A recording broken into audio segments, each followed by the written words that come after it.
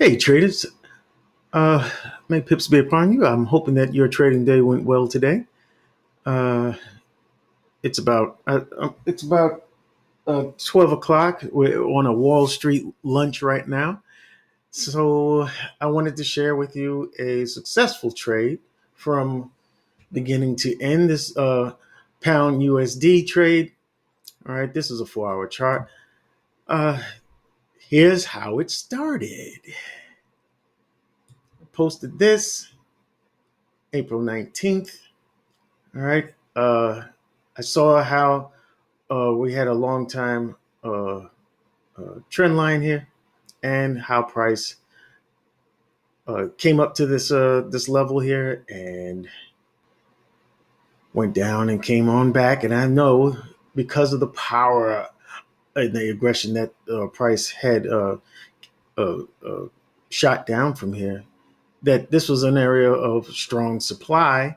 And when price would come back up, I figured, hey man, it's probably going to do the same thing, run down aggressively in the same kind of fashion, maybe down to test the top of this trend line, right?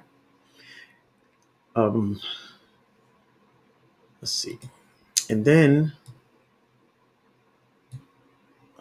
on the same day, I let my subscribers know, and my group members know, my private group, that price is coming very close. We're we're right by the Fibonacci weekly pivot, and you know you need to be on the guard, keep your head on a swivel, right? Then we got this schematic. I wanted to say before price started, or before we entered a trade, I wanted everybody to see this the channel that we were in. It's a descending channel. Oh, it looks like you can call it a bear flag.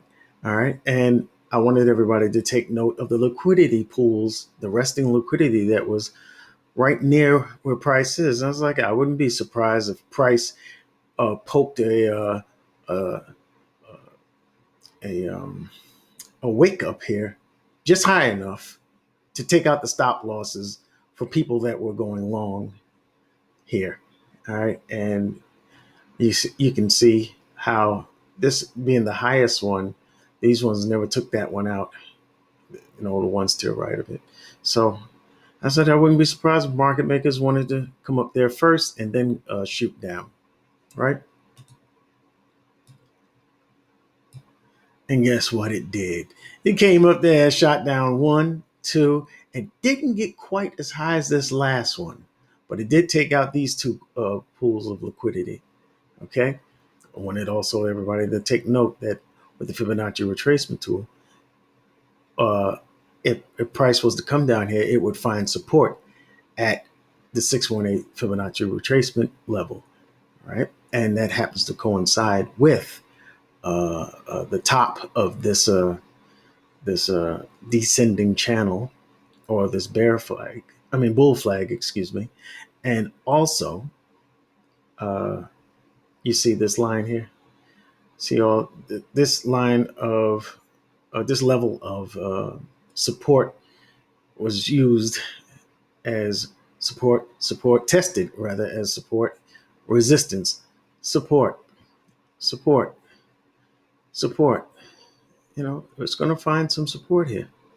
You know, so I figured this was going to be the level it would pop at, and I told everybody to be on the watch for a 38 Fibonacci retracement, because we had some kind of structure nearby there as well. This is previous structure, but we're talking about uh, the most recent structure. It was over here. You can see that here. Okay. On this slide, we have price uh, did come down. We waited. I looked for the what do you call it? The wicks of rejection. All right. Now this is on the 40. the 240, or rather the 4 hour, and I went down to the hour, and you can see the wicks of rejection. And I was waiting for that big bearish momentum candle, which came right here. All right, came in the form of a pretty nice momentum candle here. On the hour, I can't tell you what it was. Maybe it was a bearish engulfer, but it was a strong one nonetheless here. And that's where I entered. And we went directly into like from 20 to 60%, 60 pips of profit, which was awesome. This is the last one.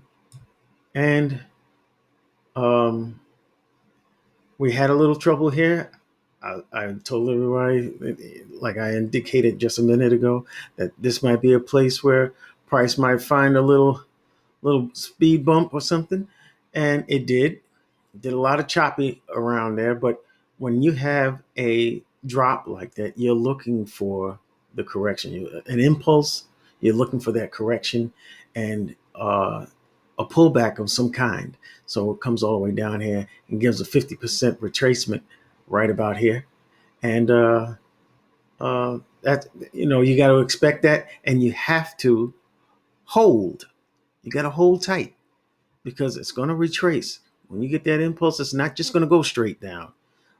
8 times out of 10, it's not doing that. It's going to have a point where it retraces, and you got to pick the places where it might retrace. Okay, this is smooth traffic here, so I had no doubts that we probably would come on down to the support. All right, so that's what you want to track. That's the kind of stuff you want to track when you are in a trade. And this is the finish. All right, we just finished maybe about a half an hour ago, and I'm very proud of this trade, and I'm glad I had my private group members uh, to were able to benefit from it, and I'm hoping that there'll be many more to come, and I will be sharing every one of them with you out here uh, in the trading world. So listen, trade safely. If you're going to continue to trade, hey, wait until around 1:30 Eastern Standard Time before you start thinking about getting into trades. All right, so you can get some kind of volume. The after the second half volume of the New York session, right, until about 5 o'clock Eastern Standard. So be careful. I'll see you in the next video.